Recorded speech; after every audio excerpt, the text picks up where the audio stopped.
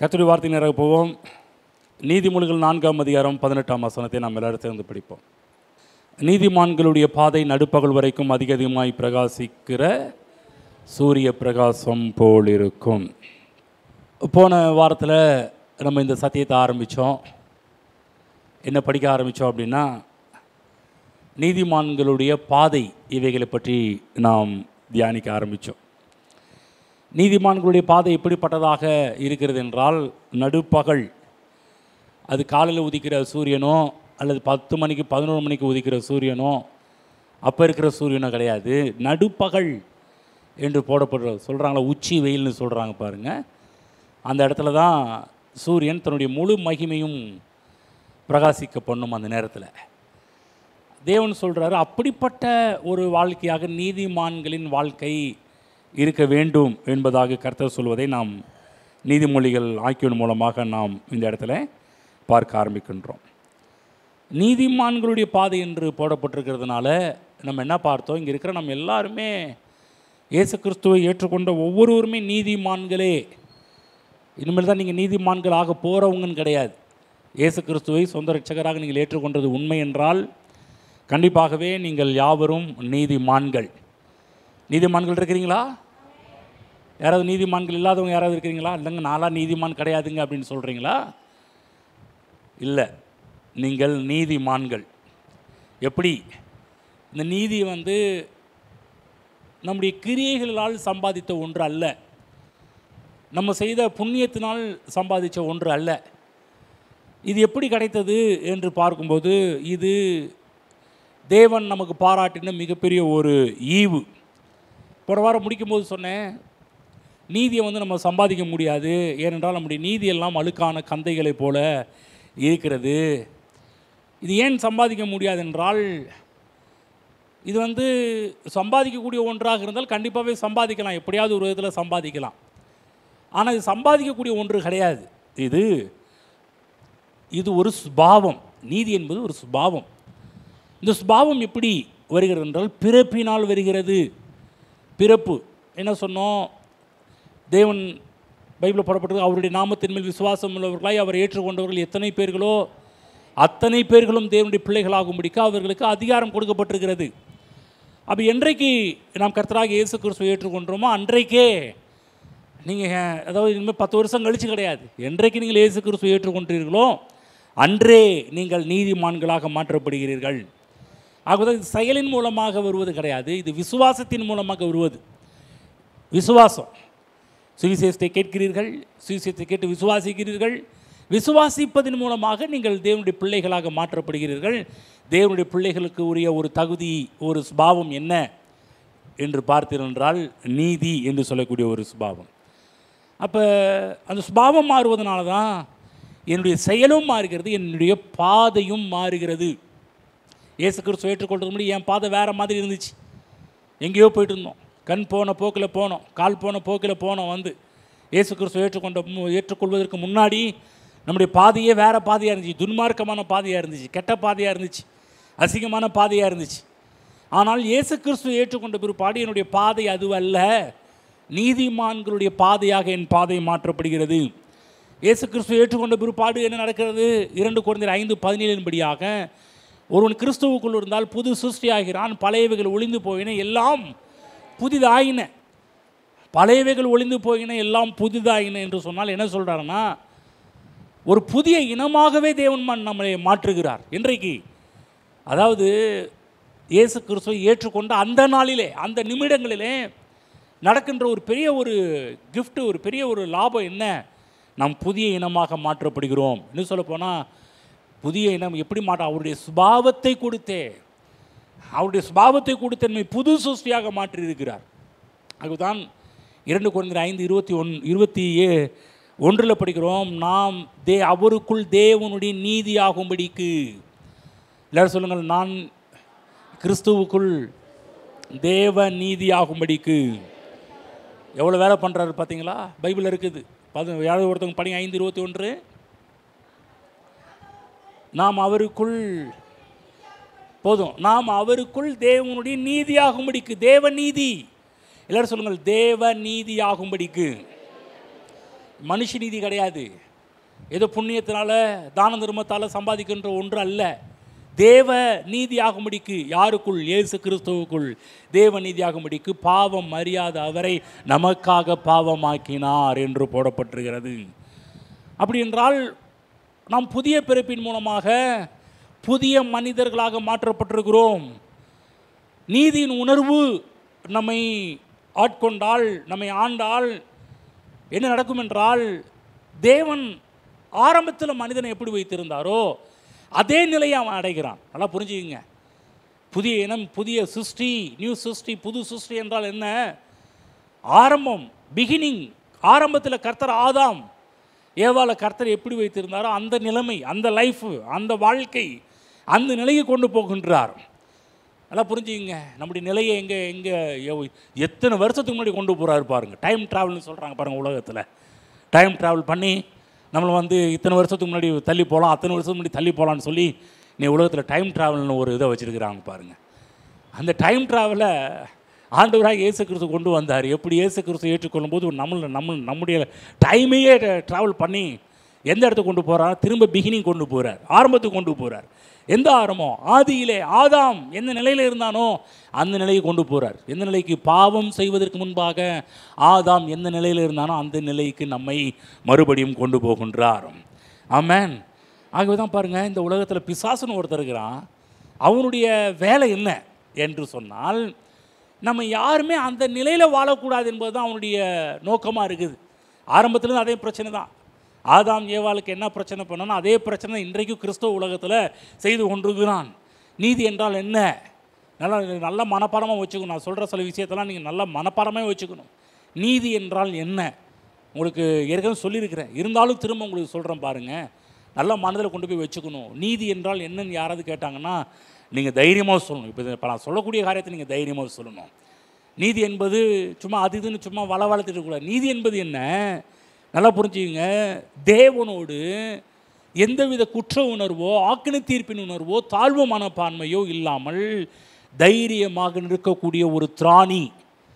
நல்லா புரிஞ்சுங்க. தேவனுக்கு முன்னாடி நீதி என்றால் என்னன்னா, ஆதாம் தேவனுக்கு முன்னாடி எப்படி வாழ்ந்தானோ அதே நிலைமை, அதே இடம்.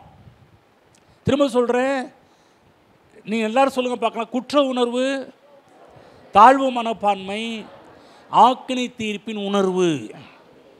புரியுதுங்களா? திரும்ப சொல்லுங்கள். குற்ற உணர்வு, தாழ்வு மனப்பான்மை, ஆக்கினை தீர்ப்பின் உணர்வு. இது இல்லாமல் தேவனுக்கு முன்னாடி நிற்கிறது. ஆனால் நீங்கள் சபையை எடுத்துக்கங்க, நீ கிறிஸ்தவ சபை எடுத்துக்கிட்டா எப்போ பார்த்தாலும் குற்ற உணர்வு தான் இருக்கும். நான்லாம் தகுதி வருமாங்க, நான்லாம் பைபிளில் சில ஆட்கள் சொன்னாங்கன்னா அவங்கள பிடிச்சவங்க. எங்கள் பவுலே சொன்னாருங்க, பாவியிலையும் பிரதான பாவி, அவரே அப்படி சொல்லியிருக்காரு. நாங்கள்லாம் எந்த மூளை அப்படி சொல்லக்கூடாது. ஆபிரகாம் அப்படி சொல்லியிருக்கிறாருங்க, அவரே எப்படி சொல்லியிருக்கிறாருன்னா நான்லாம் ஒன்றுமே இல்லை அப்படி சொல்லக்கூடாது. அதாவது குற்ற உணர்வு தூக்கி போட வேண்டும், ஆக்கினை தீர்ப்பின் உணர்வு தூக்கி போடணும். நான் எனக்கு இப்படி தாங்க வரணும், எனக்கு வேணுங்க, இது வேணுங்க, இன்னமும் வேணுங்க. ஆக்கினை தீர்ப்பு, தண்டனை உணர்வு. நம்மளாம் தப்பு பண்ணிட்டோம், அதனால் நரகத்துக்கு இதுக்கு பாத்திரவானா இருக்கும், அதுக்கு பாத்திரவானா இருக்கும், எப்படி அவருக்கு முன்னாடி போய் நிற்கணும் அப்படி இல்லை. அடுத்தது தாழ்வு மனப்பான்மை. இந்த 3 கேரக்டரும் இல்லாமல் தேவனுக்கு முன்பாக தைரியமாக நிற்கக்கூடிய ஒரு திராணி தான் நீதி என்று சொல்லக்கூடிய ஒரு வார்த்தை. நீதினா புரிஞ்சிச்சா? பக்கத்தில் புரிஞ்சிச்சா? நீதி என்றால் சொல்ல முடியுமா? யாராவது எழுந்து நிற்க வச்சு சொல்லுவீங்க. முக்கியமான விஷயம் அதுவும் டீல் பண்ணிட்டு இருக்கிறேன். எங்க லேடிஸ் பக்கம் யாரோ ஒருத்தர் நின்று எழுந்திட்டு சொல்லுங்கள் பார்க்கலாம்.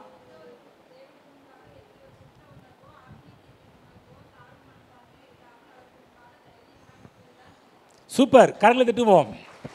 எங்க இந்த பக்கம் போல்டா பாருங்க, நான் சொல்லி முடிக்கிறதும் எழுதிச்சுட்டாங்க. இந்த பக்கம்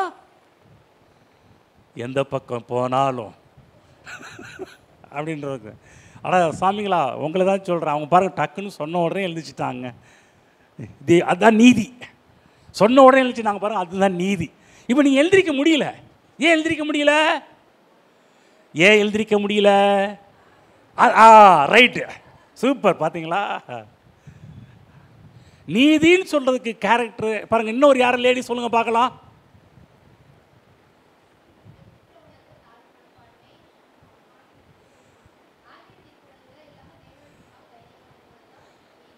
சரி, இப்போ இவங்கள்ட்ட தாழ்வு மனப்பான்மை இல்லை, குற்ற உணர்வு இல்லை. நான் திரும்ப சொல்கிறேன், எழுந்துச்சில்லுங்க. யாரோ ஒருத்தர் சொல்ல பார்க்கலாம். லாஸ்ட் இப்படிலாம் சொன்னீங்கன்னா அடுத்த வாரம் சர்ச்சுக்கு வர மாட்டேன் பார்த்துக்குங்க. ஆமாம், நான் சர்ச்சுக்கு வர்றதே பெருசு. இதில் வேறு எழுச்சி நீ இன்னும் சொல்லுங்கன்னு சொன்னால் அப்புறம் அடுத்த வாரம் அந்த பக்கம் எட்டியே பார்க்க மாட்டேன். என்ன கவனமாக கேளுங்க. எதுக்கு இதை கேட்க வச்சேன் தெரியுங்களா? டக்குன்னு எழுதி சொன்னாங்க பாருங்கள். அந்த மாதிரி தான் நீதியின் உணர்வு தேவனுக்கு முன்னாடி தைரியமாக நிற்க வைக்கும். நீ கேட்கலாம், ஏங்க இந்த கேள்வி கேட்டீங்க, ஏங்க நிற்க வச்சு சொல்கிறீங்கன்னும் போது தைரியமாக எந்த கேள்வியும் கேட்காம, யார் என்ன சொல்லுவாங்கன்னு பார்க்காம, பக்கத்தில் யார் என்ன சொல்லுவாங்க பார்க்காம, நான் சொல்கிறேன் டக்குன்னு எல்லாம் எழுச்சி நின்னீங்கன்னு வச்சுக்கங்களேன், நீங்கள் நீதி என்ற உணர்வுக்குள்ளே வந்துட்டீங்கன்னு அர்த்தம். சில பேர் எழுந்திரிக்க முடியல. ஏன் உங்களால் எழுந்திரிக்க முடியல? ஒரு விதமான உணர்வு உங்களை டிஸ்டர்ப் பண்ணுது. என்ன உணர்வு?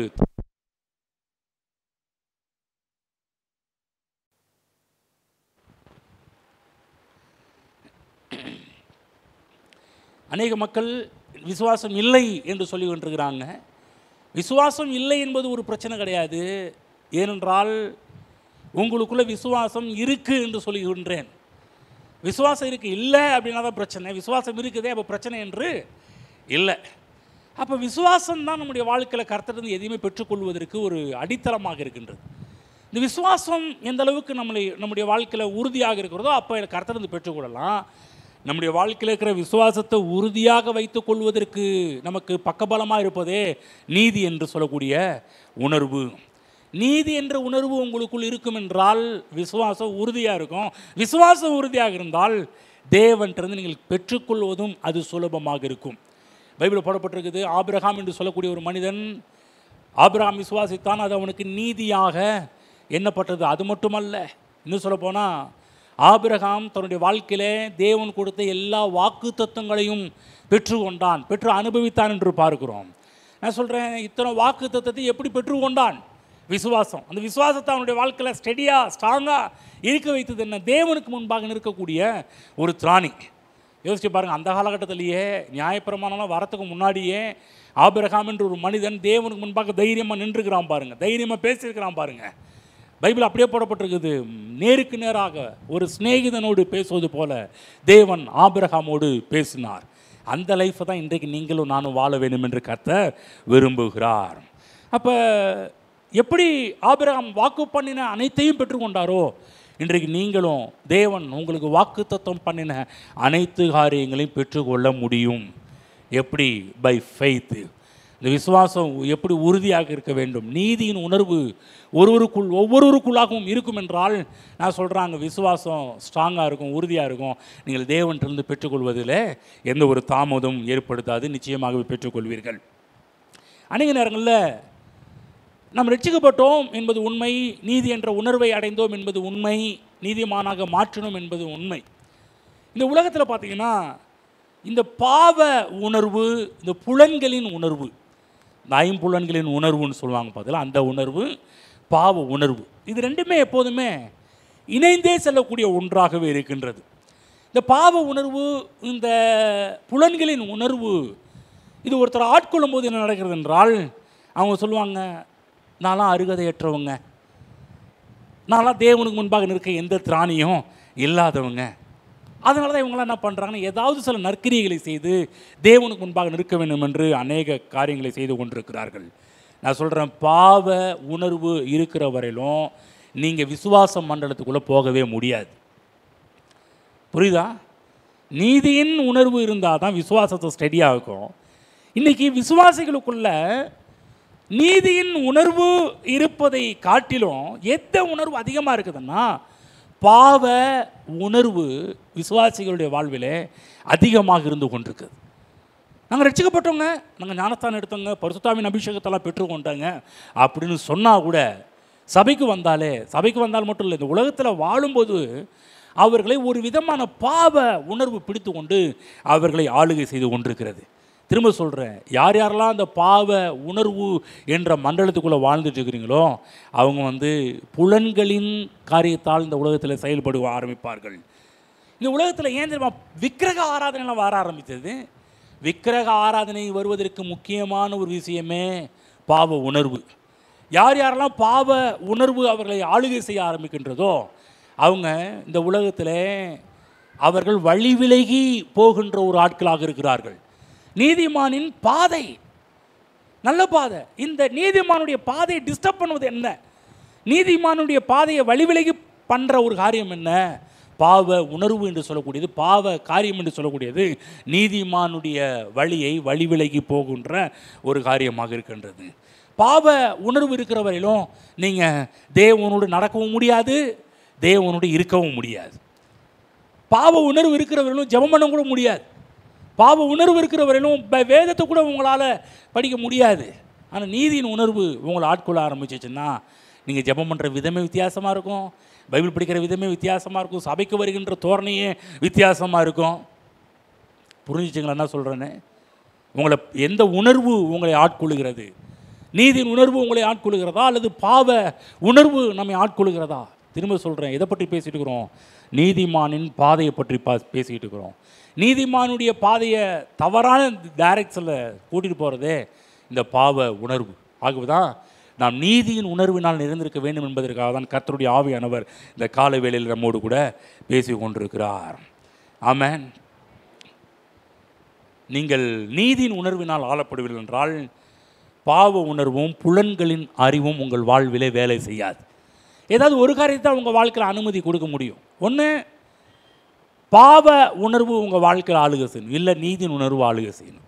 ரெண்டுமே ஒரே வீட்டில் வாழ முடியாது, ஒரே இடத்துல இருக்க முடியாது. அன்றைக்கு நேரத்தில் இந்த நீதியின் உணர்வில் இருக்கிறவங்க அவங்களால பாவ உணர்வுகளை போக முடியாது. பாவ உணர்வில் இருக்கிறவர்கள் அவர்கள் தேவனோடு நெருங்கி வாழவும் முடியாது. இந்த உணர்வோடு இருக்க ஆரம்பித்தீர்கள் என்றால் பாவம் உங்களை ஆளுகை செய்கிறது என்ற அர்த்தம். பாவத்தை குறித்து நினச்சிட்டு இருக்கிறீங்களா? பாவத்தை குறித்து யோசிச்சுட்டு இருக்கிறீங்களா? எப்படி தப்பு பண்ணலாம், எப்படி திருடலாம், எப்படி வேசித்தனம் பண்ணலாம், எப்படி இந்த தப்பை பண்ணலாம்னு யோசிச்சுட்டு இருக்கிறீங்களா? அப்போ என்னன்னா உங்களை யார் ஆளுகை செய்து கொண்டிருக்கிறாங்கன்னா பாவ உணர்வு உங்களை ஆளுகை செய்து கொண்டிருக்கிறது.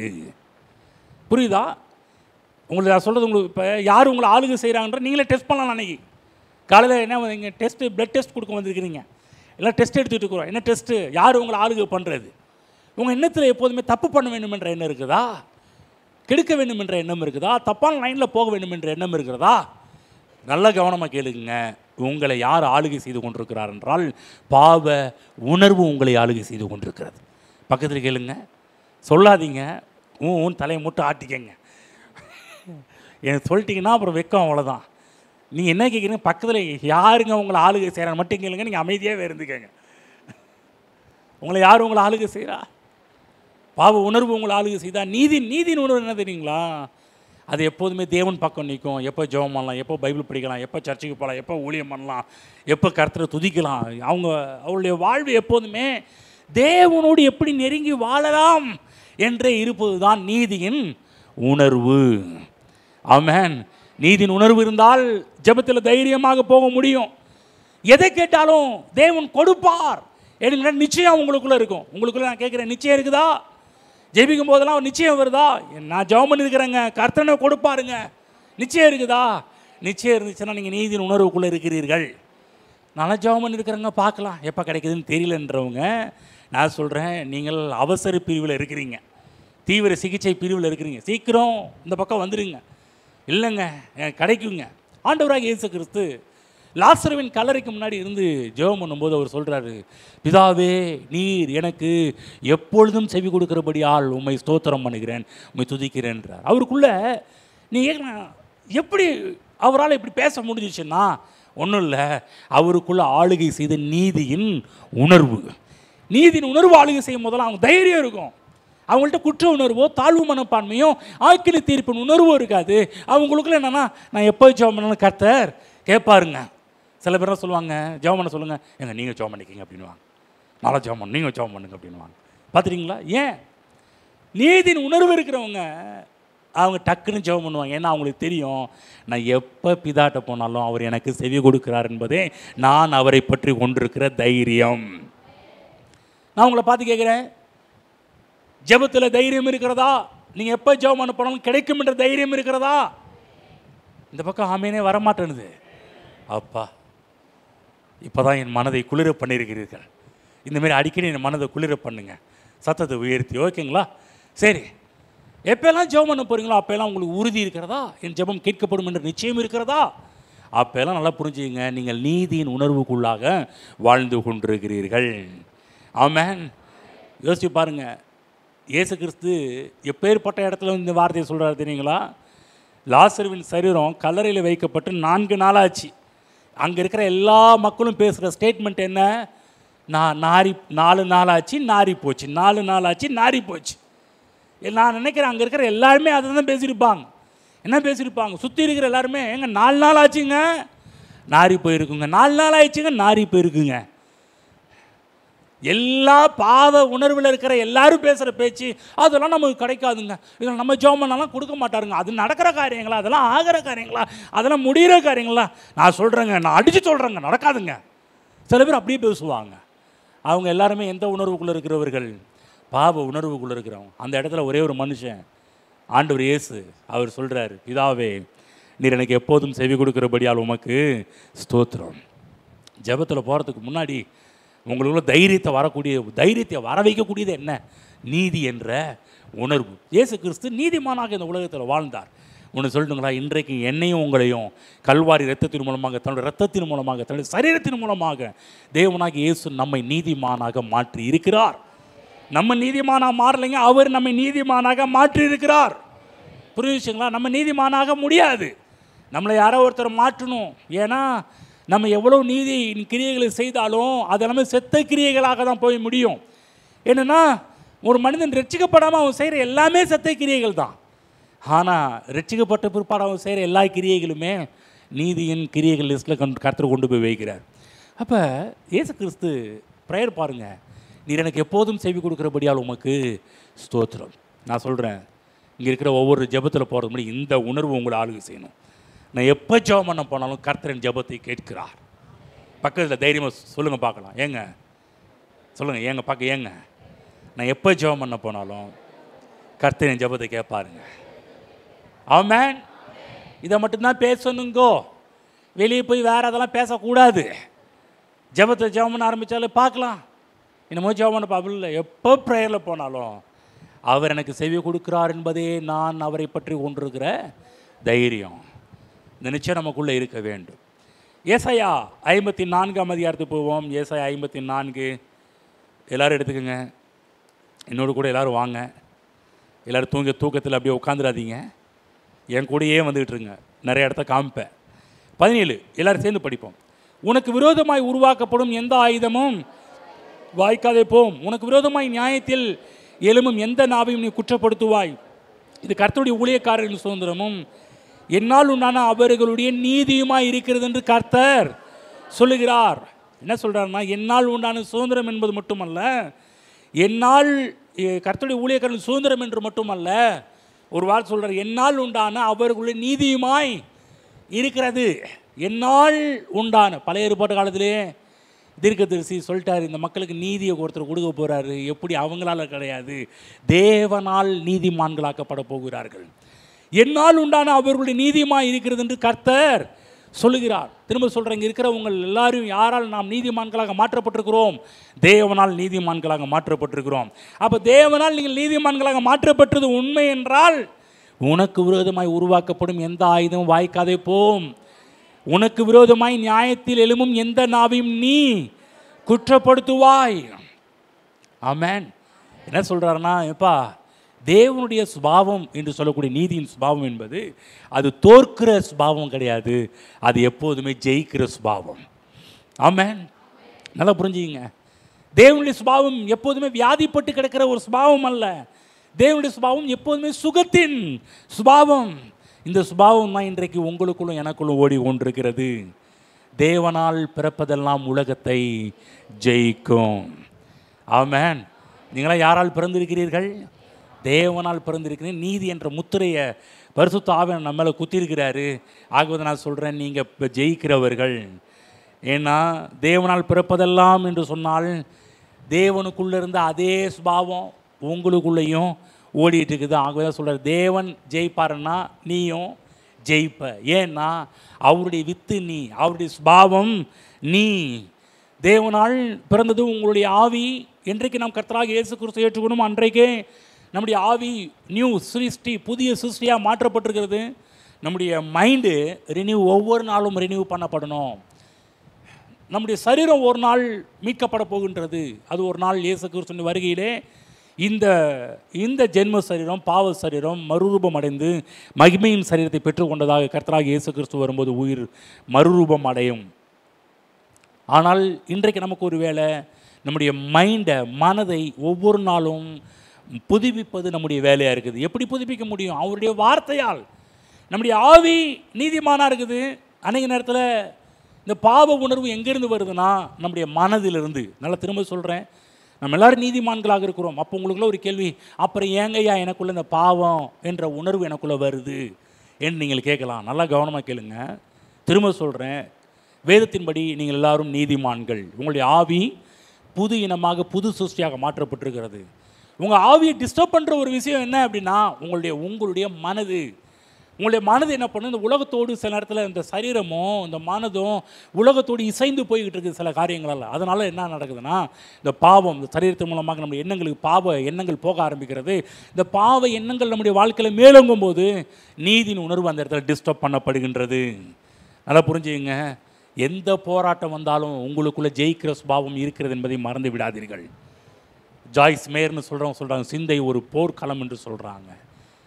அழகாக சொல்கிறாங்க. நம்ம சிந்தை ஒரு போர்க்களம். ஆமாம், இந்த போர்க்களத்தில் ஜெயிக்கக்கூடியது நீங்கள் தான், நான் தான். ஏன்? நம்ம எல்லோரும் தேவனால் பிறந்தவர்கள் என்ற எண்ணம் நம்மை ஆட்கொள்ள வேண்டும். ஏன் ஜெயிக்க முடியவில்லை? நம்முடைய மனதிலே பாவ உணர்வு ஆளுகை செய்வதனால. இப்போ மனதில் இருக்கிற பாவ உணர்வை தூக்கி போட வேண்டும். பாவ உணர்வுக்கு நம்முடைய மனதில் இடம் கொடுக்கவே கூடாது. என்றைக்கெல்லாம் பாவ உணர்வுகள் நமக்குள் இருக்கிறதோ அப்பொழுதெல்லாம் ஜெயத்தின் உணர்வை அது தடுத்து நிறுத்திவிடும். ஜெயத்தின் வாழ்க்கையை தடுத்து நிறுத்திவிடும். அதுதான் நாம் ரட்சிக்கப்பட்டோம், இயேசு கிறிஸ்துவை ஏற்றுக்கொண்டோம், நாம் தேவனுடைய பிள்ளைகளாக இருக்கிறோம். இந்த விஷயத்தை நம்முடைய மனதுக்கு சொல்லிகிட்டே இருக்கணும், மைண்டுக்கு ஏற்றிக்கிட்டே இருக்கணும், மைண்டுக்கு கொண்டு போகணும். என் மனமே, என் ஆத்துமாவே, என் ஆத்துமாவே. ஏன் சொல்கிறார் தாவீது, என் ஆத்துமாவே கர்த்தரை ஸ்தோத்திரி, என் ஆத்துமாவே கர்த்தரை ஸ்தோத்திரி, என் ஆத்துமாவே கர்த்தரை ஸ்தோத்திரி, என் ஆத்துமாவே கர்த்தரை ஸ்தோத்திரி. ஏன் வேதத்தில் சங்கீத புத்தகத்தில் திரும்ப திரும்ப திரும்ப திரும்ப திரும்ப திரும்ப அந்த வார்த்தை வந்திருக்கும். என் ஆத்துமாவே கர்த்தரை ஸ்தோத்திரம் பண்ணு, ஸ்தோத்திரம் பண்ணு, ஸ்தோத்திரம் பண்ணு, ஸ்தோத்திரம் பண்ணுன்னு. ஏன்? எதனால்? நம்முடைய ஆத்துமா அநேக நேரத்தில் மறந்து விடுது. நம்முடைய ஆத்துமா அநேக நேரத்தில் எல்லா தேவனுடைய நன்மைகளை மறந்துடுது, தேவனுடைய உதவிகளை மறந்துடுது. ஆகுதான் ஞாபகப்படுத்த, ஆத்மாவை ஞாபகப்படுத்த, ஆத்மாவை என்கரேஜ் பண்ண. ஆகவே இன்றைக்கு சொல்கிறேன், உங்கள் ஆத்மாவிலே பாவ உணர்வை கொண்டு போகாமல் நீதியின் உணர்வை கொண்டு போங்க. நான் நீதிமான், இயேசு கிறிஸ்துவின் ரத்தத்தினால் நான் நீதிமானாக மாற்றப்பட்டிருக்கிறேன். அவது தேவ பிள்ளைகளே, மனதிலே தேவனுடைய பிள்ளை என்ற உணர்வு இருந்தால் வாழ்க்கையில் எழும்புகிற எந்த போராட்டத்தை நீங்கள் ஜெயிக்க ஆரம்பிப்பீர்கள். ஆனால் உங்கள் மனதிலே பாவ உணர்வு இருக்கும் என்றால் எடுக்கிற காரியம் எல்லாமே தோல்வியாக தான் முடியும். பார்த்துருக்கீங்களா? சில பேர்லாம் எடுக்கிறது ஜெயமாகவே இருக்க மாட்டேங்குது, எடுக்கிறது எல்லாமே தோற்று போகுது, எடுக்கிறது எல்லாமே தோல்வி. எதனால்? உங்கள் ஆவி கரெக்டாக இருக்குது, மைண்டு கரெக்டாக இல்லை, மனம் கரெக்டாக இல்லை. மனதில் எப்போ பார்த்தாலும் குப்பை, மனதில் எப்போ பார்த்தாலும் பாவ எண்ணம், பாவ உணர்வு, இது இருக்கிறதுனால தான் ஒரு ஜெயமுள்ள ஒரு வாழ்க்கை நம்மால் வாழ முடியாமலே போய்விடுகின்றது. ஆமென். பாருங்கள், ஆண்டவர் இயேசு கிறிஸ்து படகுல பயணம் செஞ்சுட்டு இருக்கிறார், கடல் மேலே நடந்து வர்றார். ஒருத்தனை கூப்பிட்றாரு, ஒருத்தனுக்கு ஆசை பேதுருக்கு, ஆண்டவர் நானும் வரட்டுமா, சரி வாப்பா அப்படின்றார். இந்த பாவ உணர்வு வந்து காலை வைக்கலாமா வேணாமான்னு யோசிக்கும். நீதியின் உணர்வு தைரியமாக காலை வைக்குது. ஏன்னா எனக்கு முன்னாடி நிற்கிறது கர்த்தர். அவன் நடந்து போகிறான் பாருங்க, அந்த உணர்வுனால் கொஞ்சம் டேஸ்ட் பண்ணுறான். பின்னாடி பயங்கரமாகவே டேஸ்ட் பண்ண ஆரம்பித்தார் பேதுரு. நான் சொல்ல, நீதியின் உணர்வு இருந்துச்சுன்னா அந்த இடத்துல நான் தேவனுடைய பிள்ளை, நான் எதை செய்தாலும் வாய்க்கும், எப்பக்கம் திரும்பினாலும் எனக்கு வெற்றி உண்டு என்ற உணர்வு நம்மை ஆளுகை செய்ய ஆரம்பிக்கும். பாவ உணர்வு எப்போதுமே நம்மை சூப்பர் நேச்சுரல் வாழ்க்கைக்குள்ளே கொண்டு போகாது. நல்லா கவனமாக கேளுங்க. இன்றைக்கி ஏன் விசுவாசிகளுடைய வாழ்வில் பல தோல்விகளையும் கஷ்டத்தையும் நஷ்டத்தையும் பின்வாங்குதலையும் ஏன் பார்க்கிறார்கள் என்று சொன்னால், ஒன்று பாவ உணர்வு. ஆனால் நீதியின் உணர்வு நம்மை ஆளுகை செய்யும் என்றால், நீதியின் உணர்வு நம்மை ஆட்கொள்ளும் என்றால், நான் சொல்கிறேன், ஒவ்வொரு நாளும் உங்களுக்கு சூப்பர் நேச்சுரல் லைஃப் தான். ஆகவே இதை பேசிக்கிட்டு இருக்கிறோம். எந்த உணர்வு நம்மை ஆள்றது என்றது ரொம்ப ரொம்ப முக்கியம். ஆகவேதான் நீங்கள் நீதிமான்கள், தேவனுடைய சுபாவத்தை உடைய மனிதர்கள். பக்கம் சொல்லுங்கள், நீங்கள் நீதிமானுங்க. ஆமென். பிசாசுடைய வஞ்சனை என்ன தெரியுங்களா? 2 விஷயம். இன்றைக்கி பிசாசுடைய அவன் வேலை என்ன தெரியுங்களா? பிசாசுடைய இன்றைக்கி அவன் பண்ணுற வேலையே மோசம் போக்குவது, வஞ்சிப்பது. 2 தான் அவனுடைய வேலை. நல்லா புரிஞ்சுங்க, நல்லா சொல்லுங்கள். மோசம் போக்குறது, வஞ்சிப்பது. நல்லா கவனமாக கேளுங்க. பிசாசுக்கு ரொம்ப பிரில்லியன்ட் ஆள் கிடையாது. பிசாசுக்கு அப்படியே பயங்கரமான பாதாரம் கிடையாது. பிசாசுக்கு இருக்கிற என்னன்னா மோசம் போக்குறது, வஞ்சிப்பது. 2 கேரக்டர் தான் அவனுக்குள்ளே இருக்குது. நீதியின் உணர்வு உங்களை ஆளுகை செய்யும் என்றால் பிசாசு உங்களை மோசம் போக்கவும் முடியாது, பிசாசு உங்களை வஞ்சிக்கவும் முடியாது. நீதியின் உணர்வு இருந்தால் நாளுக்கு நாள் பிரகாசம் வரும், நாளுக்கு நாள் மேன்மை, மேன்மையின் மேல் மேன்மை, கிருபையின் மேல் கிருபை, ஆசீர்வாதத்தின் மேல் ஆசீர்வாதம், பெருக்கத்தின் மேல் பெருக்கத்தை நீங்கள் அடைவீர்கள். நீதியின் உணர்வு இருந்துச்சுன்னா உலகத்தானுக்கு வெளிச்சம் இல்லை. வெளிச்சம் இல்லாதனால தான் பார்த்தீங்கன்னா அவனால் எதையுமே பார்க்க முடியாமல் போகின்றது. கிறிஸ்து இருந்தால் அவருடைய பிரகாசத்தில் நீங்கள் வாழ ஆரம்பிப்பீர்கள். அதுதான் பாருங்கள் 4:18 படிக்கின்றோம் இல்லையா? நீதிமொழிகள் 4:18. நீதிமானுக்கு என்ன? நீதிமான்களுடைய பாதை நடுப்பகல் வரைக்கும் அதிகமாய் பிரகாசிக்கிற சூரிய பிரகாசம் போல் இருக்கும். நல்லா கவனிங்க. நம்ம ரட்சிக்கப்பட்ட உடனே கர்த்தர் நம்ம இந்த பாதையில் கொண்டு வந்து வைத்து விட்டார். விசுவாசிகளுக்கு ஒரு அருமையான குட் நியூஸ் என்ன? நீங்கள் ரட்சிக்கப்பட்ட உடனே கர்த்தர் உங்களை எந்த டைரெக்ஷனில் கொண்டு வந்துட்டார்னா நீதியின் பாதையில் கொண்டு வந்து வைத்து விட்டார். நல்லா புரிஞ்சுக்கணும். இனிமேல் தான் வைக்க போகிறாருன்னு கிடையாது. ரட்சிக்கப்பட்ட உடனே கர்த்தர் நம்முடைய வாழ்க்கையில் செய்த அதிமுக்கியமான ஒன்று காரியம், நீதியின் பாதையில் கர்த்தர் வைத்து விட்டார். நல்லா கவனமாக கேளுங்க. இது நம்ம போய் கண்டுபிடிக்கல. நீதியின் பாதை நீங்கள் கண்டுபிடிச்சிங்களா? இல்லை பல மலைகளை தாண்ட தேவை கிடையாது. தாண்டி போனால் தான் நீதிமானாக முடியுமா? சடங்கு சம்பிரதாயங்களை செய்ய தேவை கிடையாது. இன்றைக்கெல்லாம் மக்கள் பாருங்கள், செஞ்சாதான் நீ நீதிமானாக முடியும் என்பதெல்லாம் பற்றி பேசியிருக்கிறாங்க. நான் சொல்கிறேன், அவருடைய வெளிச்சத்தில் நடந்தால் முன்னேற்றத்தை பார்ப்பீர்கள். நீதிமான்களுடைய பாதை நடுப்பகல் வரைக்கும் அதிகமாய் பிரகாசிக்க சூரிய பிரகாசம் போல் இருக்கும். எப்போதெல்லாம் வெளிச்சத்தில் நடக்கிறீர்களோ அப்போதெல்லாம் வெற்றி தடைப்படாது, டல்லாக போகாது. சொல்ல என் வாழ்க்கை அப்படியே ரொம்ப டல்லாக போயிட்டுருக்குதுங்க. நீதியின் பாதையில் டல்லுன்ற பேச்சுக்கு இடமே கிடையாது. சொல்கிறது புரியுதுங்களா? பக்கம் சொல்லுங்கள். டல்லுன்ற பேச்சுக்கு இடம் கிடையாது. நீங்கள் என்ன சொல்லுவீங்க? டல்லாக போகுதுங்க, அப்படியே ஒரு மாதிரி போகுதுங்க. நீதியின் பாதையில் அதெல்லாம் கிடையாது. பைபிளில் சொல்ல நீதியின் பாதைன்னா என்ன? நீதிமான்களுடைய பாதை என்ன? நடுப்பகல் வரைக்கும் அதிகமாய் பிரகாசிக்கிற சூரியன். அது எப்படின்னா பாருங்கள், காலையில் வெளிச்சம் வீசுது, கொஞ்சம் வெயில் அடிக்குது, மேலெல்லாம் உங்கள் மேலெல்லாம் பட ஆரம்பிக்குது. படும்போதே பார்த்தீங்கன்னா இந்த பக்கம் என்ன நடக்குதுங்க? நிழல் தெரியுதா தெரியலைங்களா? தெரியுதா இல்லைங்களா? சூரிய வெளிச்சம் பட்டிருக்கு தான் உட்காந்துருக்கேன். அவங்க உட்காந்துற நிழல் எல்லா பக்கத்தில் தெரிந்து கொண்டே இருக்கிறது. ஆனால் கர்த்தர் சொல்கிறாரு, நீதிமானுடைய பாதை காலையில் உதிக்கிற சூரியன். அது காலையில் உதிக்கிற சூரியனாக இருந்தாலும் உங்கள் நிழல் தெரியும். 10 மணிக்கு 11 மணிக்கு அடிக்கிற சூரியனாக இருந்தாலும் நிழல் தெரியும். கர்த்தர் சொல்கிறாரு, நடுப்பகல் வரைக்கும். ஏன் போய் சொல்கிறாருன்னா, உன் லைஃப்பில் ஒரு இம்மி கூட நிழல் என்ற பேச்சுக்கு இடமே இருக்கக்கூடாது, இருள் என்ற பேச்சுக்கு இடமே கூட இருக்கக்கூடாது. உன்னுடைய பாதை எப்படிப்பட்டதாக இருக்கணும்?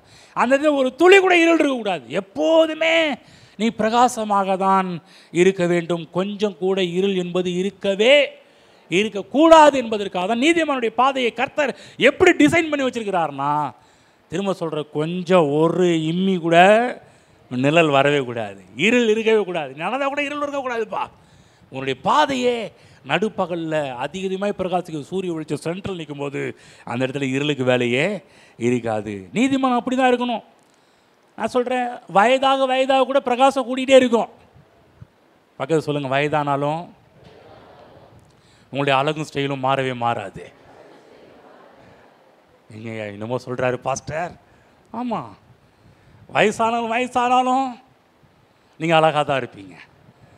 வயசானாலும் உங்கள் நட ஸ்டைலெல்லாம் அழகாக தான் இருந்துகிட்டு இருக்கும். ஏன்? உள்ள வெளிச்சம் வர வர நீங்கள் வளர்ந்து கொண்டே இருப்பீர்கள். நடுப்பகல் வரைக்கும் அதிகமாய் இருக்கிற சூரிய பிரகாசம் போல இருக்கும். உள்ளே இருக்கிற சந்தோஷம், உள்ளே இருக்கிற சமாதானம், வெளிச்சம் வர வர வர வெளியே தெரிய ஆரம்பிச்சிடும். நீதிமானுடைய பாதை அப்படி தான். நீங்கள் இன்னும் நான் முன்னேற்றம் அடையில, வளரவில்லை என்று சொல்வீர்கள் என்றால் நீங்கள் இந்த வேறு எதுவும் பாதையில் போயிட்டுருக்கிறீங்கன்னு அர்த்தம். நீதிமானுடைய பாதையில் இருள் என்ற பேச்சுக்கு இடமே இல்லை. முன்னேறி கொண்டே போவீர்கள். உங்கள் பொருளாதாரத்தை, உங்களுடைய சுகத்தை யாராலும் தடை செய்யவே முடியாது. பிசாசு ஒரு நாளும் ஜெயிக்கிறவன் கிடையவே கிடையாது. பக்கத்தில் சொல்லுங்கள், ஒரு விஷயம் சொல்ல, பிசாசு ஒரு நாளும் ஜெயிக்கிறவன் கிடையவே கிடையாது. ஜெயிக்கிறவனைப் போல ஒரு மாய தோற்றத்தை, பிம்பத்தை உண்டு பண்ணலாம். ஒரு உதாரணம் சொல்ற கேளுங்க. ஆரம்பத்திலிருந்தே தோக்குற ஒருத்தன் இருக்கிறான்னா அவன் பிசாசு தான்.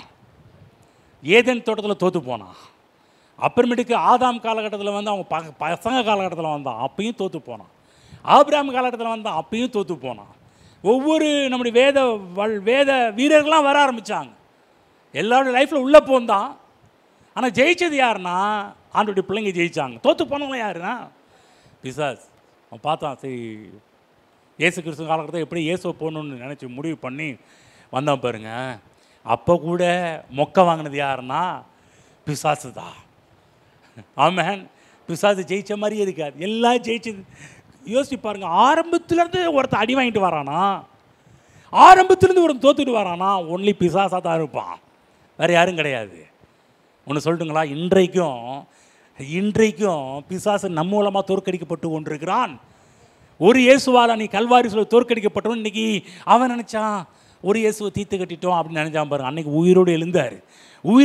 உயிரோடு எழுந்து போன பரவலப்பா பரவது போயிட்டார் நினச்சா, இப்போ அந்த இயேசு உயிரோடு எழுந்தவர் யார் யாரெல்லாம் அவர் ஏற்றுக்கொள்கிறாங்களோ இப்போ அவருடைய உள்ளத்தில் அவன் பார்த்தான் ஒரு இயேசு உயிரோடு எழுந்து போயிட்டார்னு பார்த்தா, இன்னைக்கு உலகமெங்கும் ஏராளமான இயேசு உயிரோடு இருக்கிறாங்க. ஆமேன். அன்னைக்கு ஒரு ஆள்கிட்ட அடி வாங்கினான், ஒரு ஆள்கிட்ட மிதி வாங்கினான், ஒரு ஆள்கிட்ட கேவலப்பட்டான். இன்னைக்கு கேவலப்பட்டு கொண்டே இருக்கிறான், திட்டு வாங்கிட்டே இருக்கிறான். இப்போ நான் கூட அவன் திட்டிட்டு தான் இருக்கிறேன். எவ்வளோ பெரிய அவார்டு அவனுக்கு. தோற்கிறவன் தோற்கிற லிஸ்ட்டு, அவனால் ஜெயிக்கிற லிஸ்ட்டில் அவனை கொண்டு போய் வைக்கவே முடியாது. இன்னைக்கு யோசிச்சு அவன் நம்ம நினச்சிருக்கோம், நான் எடுக்கிறது எல்லாமே தோல்வியில் முடியுதுங்க. நல்லா கவனமாக கேளுங்க. நீங்கள் கர்த்தருடைய பிள்ளைகள், நீதிமான்கள், அவன் செய்வது எல்லாம் வாய்க்கும். இதான் தேவன் திட்டம். நீதிமான கர்த்தர் கூட திட்டாதான். ஆனால் ஒரே ஒருத்தனுக்கு மட்டும்தாங்க அவன் எடுக்கிற காரியம்லாம் தோற்கும். அவன் எடுக்கிற காரியம் வாய்க்காது, அவன் எடுக்கிற காரியம் தோல்வி. யார்? பிசாஸ். நல்லா புரிஞ்சுங்க, தோல்வி எனக்குரியது கிடையாதுங்க. பக்கம் சொல்லுங்க, தோல்வி எனக்குரியது கிடையாது. பக்கம் சொல்லுங்க, என் நெத்தியை பாருங்க. சொல்லுங்க, என் நெத்தியை பாருங்க. தோல்வி எழுதியிருக்குதா? இழிச்சவாயின் எழுதியிருக்குதா? சொல்லுங்க சொல்லுங்க. இப்போ என் நெத்தியை பாருங்க, வெற்றி எழுதப்பட்டிருக்கிறது. ஆமேன். நான் சொல்கிறேன், உங்கள் மேலே எழுதப்பட்டது என்ன? ஜெயம், நீதிமான். என்ன பண்ணுறது? அவன் தலையில் எப்படி எழுதப்பட்டிருக்கு? என் தலையில் நீதி என்றது எழுதப்பட்டிருக்குது. என் தலையில் எப்போது வெற்றி என்பது எழுதப்பட்டிருக்குது. ஒரே ஒருத்தர் தலையில் மட்டும்தான் தோல்வி எழுதப்பட்டுச்சு, அது பிசாசின் மேலே, என் மேலே கிடையாது. என் மேலே எழுதப்பட்டதெல்லாம் வெற்றி. எந்த பக்கம் திரும்பினாலும் ஜெயம், எப்பக்கம் திரும்பினாலும் காரிய சித்தி. அதுதான் நீங்கள் ஜெயிப்பவர்கள் மற்றும் கிடையாதுங்க.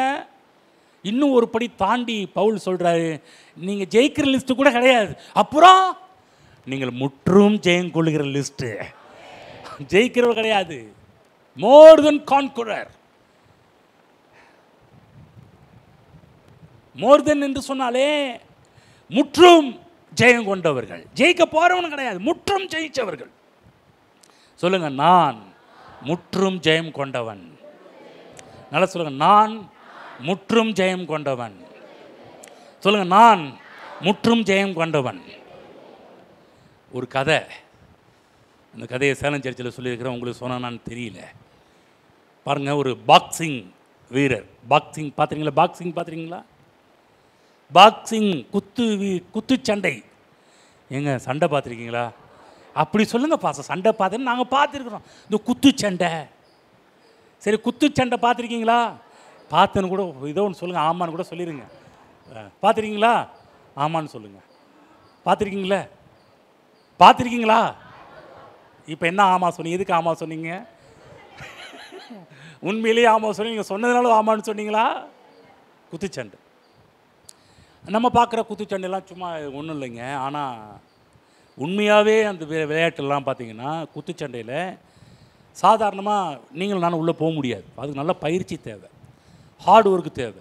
எந்த அளவுக்கு பயிற்சி செய்கிறாங்களோ அப்போ தான் இந்த குத்துச்சண்டையில் போய் ஜெயிக்க முடியும். இல்லை நீங்கள் அடி வாங்கிட்டு தான் முடியும், இல்லை சில நேரத்தில் செத்து கூட போயிடுவாங்க. அவன் ஒரு குத்துனாலே பாக்ஸிங்கில் வந்து ஒரு குத்துனாலே பார்த்தீங்கன்னா அவ்வளோ நீங்கள் அவுட் ஆயிடுவீங்க. அப்படி முரடாக அடிப்பானுங்க, அவ்வளோ ஹார்டாக அடிப்பானுங்க. இப்போ ஒருத்தர் குத்துச்சண்டை, இப்போ ஒரு குத்துச்சண்டை வீரர் நல்லா ப்ராக்டிஸ் எடுத்து தான் வாழ்க்கையை டயட் பண்ணி அதிகமாக சாப்பிடாமல் கொள்ளாமல் கரெக்டான சாப்பாடு சாப்பிட்டு நாளுக்கு நாள் எக்ஸசைஸ் பண்ணி ஒரு நாள் வருது, ஒரு நாள் இந்த குத்துச்சண்டை வீரர் களத்தில் இறங்கி யுத்தம் பண்ணுறான், அநேக அடிகளை வாங்குகிறான், அநேக அடிகளை வாங்கி கீழே விழுவுறான், எழுந்திருக்கிறான், அடி வாங்குறான், கீழே விழுவுறான், எழுந்திருக்கிறான், அடி வாங்குறான், கீழே விழுவுறான், எழுந்திருக்கிறான். ஆனால் ஒரு டைம் வருது, கடைசியில் இவன் எழும்பி ஒரே குத்து எதிரிக்கு அடிக்கிறான், எதிரி கீழே விழுந்துடுறான், செத்து போயிடுறான். இப்போ அந்த இடத்துல சொல்கிறாங்க இவர் தான் ஜெயிச்சிட்டான்னு ரெண்டு கையை உயர்த்தி இவர் ஜெயிச்சிட்டான்னு அறிவிக்கிறாங்க. ஜெயித்த உடனே ஏராளமான பரிசுகள் கிடைக்கின்றது, ஏராளமான ப்ரைஸு, ஏராளமான அவங்க தொகை, அவங்களுக்கு நிர்ணயிக்கப்பட்ட தொகை அவங்களுக்கு கிடைக்குது. இப்போ ஜெயிச்சது யார்? நம்ம பாக்ஸிங் வீரர் ஜெயிச்சிட்டார். இப்போ காசு என்ன பண்ணுறாரு? வாங்கிக்கிட்டார். அதில் ஜெயித்த அமௌண்ட்டு, இவனை ஜெயிச்சுன்னா உனக்கு இவ்வளோ அமௌண்ட்டு கிடைக்குன்றாங்க. அவன் ஜெயிக்கிறாரு, அமௌண்ட்டை வாங்கிட்டு வர்றாரு. இப்போ அமௌண்ட்டு வாங்குறவர்கள் யார் தான் ஜெயிச்சது? அவர் தான் ஜெயிச்சது. வீட்டுக்கு வர்றாரு. வீட்டுக்கு வந்தோடனே அவர் ஜெயிச்சதெல்லாம் யார்கிட்ட முதல்ல கொடுப்பாரு? ஜெயிச்சதெல்லாம் யார்கிட்ட முதல்ல கொடுப்பாரு? வீட்டுக்கு வர்றாரு, யார்கிட்ட கொடுப்பாரு? சில பேர் எங்கள் வீட்டிலலாம் அப்படி நடக்கலைங்கய்யா, அது வேறு யார் வீட்டில் நடக்கும். உண்மையை சொல்லப்போனால் ஜெயிச்ச அமௌண்ட்டு முதல்ல யார்கிட்ட கொண்டு வந்து கொடுப்பாங்கன்னா அவர் தன்னுடைய மனைவிட்ட தான் கொண்டு வந்து கொடுப்பார். நீங்கள் எப்படி அப்படிலாம் ஒன்று இருக்குதுங்களா அங்கய்யா? நாங்கள் சம்பாரித்து நாங்கள் தானே வச்சுட்டு வரோம் இவ்வளோ நாள். அப்படி இல்லை. என்னைக்கு சம்பாதிக்கிற பொருளை கொண்டு போய் முதல்ல மனைவிட்ட கொடுக்குறீங்களோ அதில் கிடைக்கிற சந்தோஷம், மனைவி கிடைக்கிற சந்தோஷமும் வேறு, புருஷனுக்கு அதனால் கிடைக்கின்ற சந்தோஷமும் வேறு. இதான் பைபிள் ரூல். ஓகேங்களா? சரி, ரைட்டு. கவனமாக கேளுங்க. இப்போ ஜெயிச்சதெல்லாம் யார்? நம்மால் அடி வாங்கி கீழே விழுந்து அது பண்ணி இது பண்ணி ஜெயிச்சது. ஆனால் வீட்டில் ஒரு அம்மா இருக்கிறாங்க பாருங்கள், அவங்க எதாவது அடி வாங்கினாங்களா? எக்ஸசைஸ் பண்ணாங்களா? குத்து வாங்கினாங்களா? ஒன்றும் இல்லை. வீட்டுக்கு வந்து ஒரு ஸ்மைல் தான் பண்ணுவாங்க. ஸ்மைல் அவர் தான் மனைவிக்கு எடுத்து அப்படியே போட்டுருவாங்க. இதான் ஜெயிச்சது, இதான் ஜெயிச்சா, அதான் ஜெயிச்சா, பிடிச்சிக்க. இதில் முற்றும் ஜெயம் கொண்டது யாருன்னா குத்துச்சண்டை வீரன் கிடையாது. அதில் முற்றும் ஜெயம் கொண்டது ஒன்றுமே செய்யாமல் காசை வாங்குறது யார்? யார்? அடி வாங்காமல், எக்ஸசைஸ் பண்ணாமல், குத்து வாங்காமல், கீழே விழாமல், ரத்தம் சிந்தாமல், பல்லு உடையாமல், இப்போ அழகாக ஒரே சிரிப்பில் எல்லாத்தையுமே வாங்கிட்டான் மனைவி. இப்போ யார் முற்றும் ஜெயம் கொண்டவர்கள்? சேம் அதே தான், அதே கேட்டகரி தான். இந்த உலகத்தில் கிடைத்தலாம். இயேசு இந்த உலகத்தில் வந்தார், நமக்காக ஒரு அடி வாங்கினார், சித்திரவதை பண்ணப்பட்டார், கேவலப்படுத்தப்பட்டார், அசிங்கப்படுத்தப்பட்டார், எல்லா சிலுவையில் அவ்வளோ வெற்றி பெற்றார். ஒன்றும் இல்லை. இப்போ நம்ம யாராவது சிலுவைக்கு போனோமா, அடி வாங்கினோமா, சாட்டையில் அடித்தாங்களா, நம்ம முகத்தில் துப்புனாங்களா, தாடி மாரி பிச்சு இழுத்தாங்களா? நம்ம ஒன்றுமே கிடையாது. இவன் ஒன்லி ஜஸ்டிஸ் ஃப்ரீ, விசுவாசத்தின் மூலமாக எல்லாவற்றையும் நம்ம கொடு. ஆகவே தான் இதை அறிந்த பவுல் சொல்கிறாரு, நீதான் முற்றும் ஜெயம் கொண்டவன். ஆமென். நம்ம ஒன்றுமே பண்ணலை. கல்வாரிக்கு போனிருக்கலாம். இங்கே இருக்கிற யாராவது அது எந்த பக்கம் இங்கே இருக்குது உங்களுக்கு தெரியாமல் கூட இருக்கலாம் உங்களுக்கு. நம்ம ஒன்றுமே பண்ணலைங்க. கல்வாரியில் எல்லாம் அவர் பண்ணிட்டார். Just by faith. விசுவாசித்தோம், அவ்வளோதான். எனக்காக அவர் செஞ்சு முடித்தார்னு விசுவாசித்தோம். விசுவாசித்த போது அவரிடம் இருக்கின்றது எல்லாம் நம்மிடம் கொடுக்கப்படுகின்றது. ஆகவேதான் நீங்கள் ஜெயிக்கிறவர்கள் மட்டும் அல்ல, முற்றும் ஜெயம் கொண்டவர்கள். நீங்கள் யார்? பகல் சொல்லுங்கள். என்னங்க அமைதியாக சொல்கிறீங்க? எவ்வளோ பெரிய விஷயம் சொல்கிறேன். இதுக்கெல்லாம் எத்தனை கோடி காசு நீங்கள் எனக்கு கொடுத்தாலும் இணையாகாதுங்க இந்த வார்த்தைக்கு மட்டுமே. இந்த வெளிச்சத்துக்கு இந்த கொடுத்த இந்த வெளிச்சத்துக்கு நீ எத்தனை கோடி என்கிட்ட கொடுத்தா கூட அதுக்கு இணையாகாது. எவ்வளோ பெரிய வெளிச்சத்தை உங்களுக்கு கொடுத்துருக்கேன் தெரியுங்களா? இப்போ முற்றும் ஜெயம் கொண்டது யார்? நாம். ஆமென். பக்கத்தில் சொல்லுங்கள், நான் ஜெயிச்ச ஆள் கிடையாதுயா, முற்றும் ஜெயம் கொண்ட ஆள். ஆமென். இந்த வெளிச்சத்தோடு வாழுங்க. நீதியின் உணர்வு அதை தான் நமக்கு காண்பித்து கொண்டிருக்கிறது. அதுதான் பாருங்கள், நீங்கள் ஜெயிப்பவர்கள் மட்டுமல்ல, முற்றும் ஜெயம் கொண்டவர்கள். அது வசனத்தை கேட்கணும், அதை அபியாசப்படுத்தணும். அப்போ தான் வெற்றியை நம்முடைய வாழ்க்கையில் தொடர்ந்து நாம் பார்க்க ஆரம்பிப்போம். இப்படிப்பட்ட வெளிப்பாடு கிடைக்க ஆரம்பிச்சிச்சுன்னா நீங்கள் நன்மைகளை பெறுவீர்கள். நம்முடைய வாழ்க்கையில் இருளுக்கும் நிழலுக்கும் இடம் இல்லை. நிழலுக்கும் இடமில்லை, இருளுக்கும் இடமில்லை. தோல்வியின் நிழல் கூட உங்கள் மேலே படக்கூடாதுன்னு விரும்புதான். வியாதியின் நிழல், தரித்திரத்தின் நிழல், இந்த உலகத்தில் இருக்கிற பிசாசு கொண்டு வந்த அப்படிப்பட்ட இருளாகிலும் நிழலாகிலும் உங்கள் மேலே படக்கூடாது என்பதற்காக கர்த்தர் நம்முடைய பாதை எப்படி நீதிமான்களுடைய பாதை நடுப்பகல் வரைக்கும் அதிக அதிக அதிக அதிகமாய் பிரகாசிக்கிற சூரிய பிரகாசம் போல இருக்கும். என்னன்னா உன் வாழ்க்கையில் இருள் என்ற பேச்சுக்கே இடம் இருக்கக்கூடாது, நிழல் என்ற பேச்சுக்கே இடம் இருக்கக்கூடாது என்பதற்காக தான் கர்த்தராகிய இயேசு கிறிஸ்து இவ்வளவு காரியத்தை செய்திருக்கிறார். எழுந்து நிற்போம், தொடருவோம். அடுத்த கவலைப்படாதீங்க, அடுத்த வாரம் இருக்குது.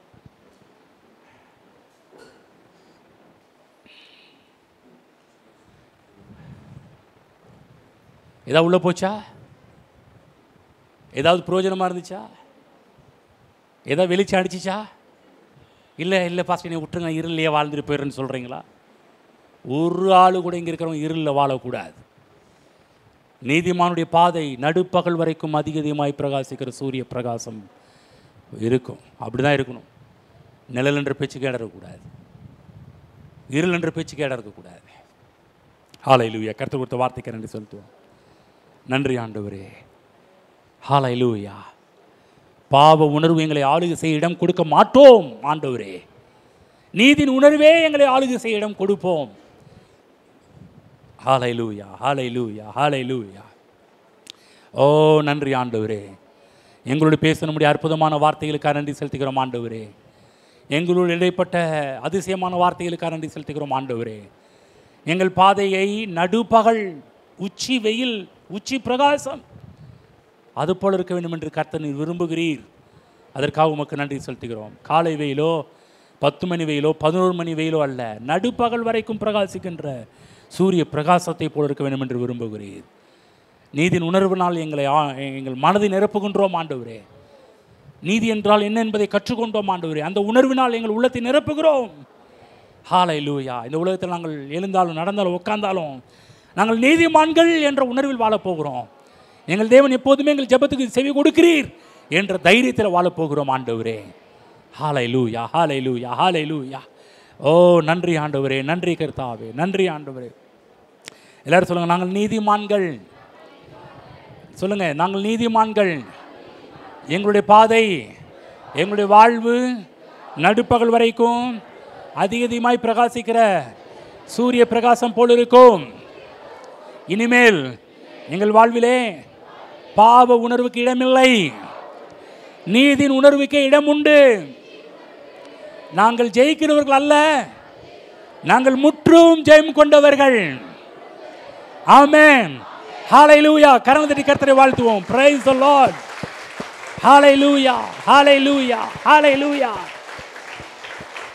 நன்றி ஆண்டவரே, நன்றி ஆண்டவரே. ஹல்லேலூயா. ஸ்தோத்திரம் ஆண்டவரே. ஹல்லேலூயா. எங்கள் அன்பின் பிதாவே, கர்த்தராகிய இயேசு கிறிஸ்துவின் நாமத்தில் நம்முடைய சமூகத்தில் வருகிறோம். நீர் கொடுத்தனால இந்த காலை வேலைக்கு நன்றி செலுத்துகிறோம். இந்த வேளையிலே நீதியின் உணர்வினால் எங்களை நிறுத்தபடியால் நாங்கள் நன்றி செலுத்துகிறோம். பாவ உணர்வை எங்கள் உள்ளிருந்து மனதிலிருந்து அகற்றினபடியால் நன்றி செலுத்துகிறோம். இன்று கேட்ட அற்புதமான வார்த்தைகளுக்காக ஸ்தோத்திரம் ஆண்டவரே. ஹல்லேலூயா. எங்களை தோற்கிற இடத்துல கொண்டு போய் வைக்கல. இருள் நிழல் என்ற காரியம் கூட எங்கள் வாழ்க்கையில் கொஞ்சம் கூட வீசக்கூடாது என்று நீர் விரும்புகிறீர். எங்கள் வாழ்வை நடுப்பகல் வரைக்கும் அதிகமாய் பிரகாசிக்கிற சூரிய பிரகாசம் போல இருக்க வேண்டும் என்று நீர் விரும்புகிறீர். அதற்காகவே எங்களை ரட்சித்தீர், அதற்காகவே எங்களை மீட்டீர், அதற்காகவே உம்முடைய நீதியை, அவருடைய நீதியால், உம்முடைய நீதியால் எங்களை தரிப்பித்தீர். அதற்காக உமக்கு நன்றி செலுத்துகிறோம். நீதியின் சால்வை அணிந்தவர்களாக உமக்கு முன்பாக நிற்கிறோம் ஆண்டவரே. ஹல்லேலூயா, ஹல்லேலூயா. நன்றி ஆண்டவரே. எங்களை ஜெயிக்கிறவர்களாக மட்டுமல்ல, முற்றும் ஜெயம் கொண்டவர்களாக வைத்திருக்கிறீர். அதற்காக உமக்கு நன்றி செலுத்துகிறோம். இந்த பூமியில் அப்படிப்பட்ட வாழ்க்கை நாங்கள் வாழ்வோம் ஆண்டவரே. ஒரு கிரேட், ஒரு மேன்மையான, ஒரு அதிசயமான ஒரு வாழ்வை இந்த பூமியில் வாழ்வோம் ஆண்டவர். இங்கே இருக்கிற ஒவ்வொரு வாழட்டும் என்று உங்களுடைய பிள்ளைகளை ஆசீர்வதிக்கிறோம். தேவக்கரம் தாங்கி நடத்துவதாக இங்கே இருக்கிற ஒவ்வொரு பிள்ளைகளையும் ஆசீர்வதிக்கிறோம். அவருடைய குடும்பம், அவருடைய வேலைகள், கையின் பிரயாசங்கள், அவர்கள் எங்கெங்கெல்லாம் இருக்கிறார்களோ அங்கெல்லாம் நல்ல ஒரு ஜெயத்தையும் வெற்றியையும் முற்றும் ஜெயம் கொண்ட ஒரு வாழ்க்கையும் வாழட்டும் என்று ஆசீர்வதிக்கிறோம். இயேசு கிறிஸ்துவின் நாமத்தில் பிதாவே, ஆமென்.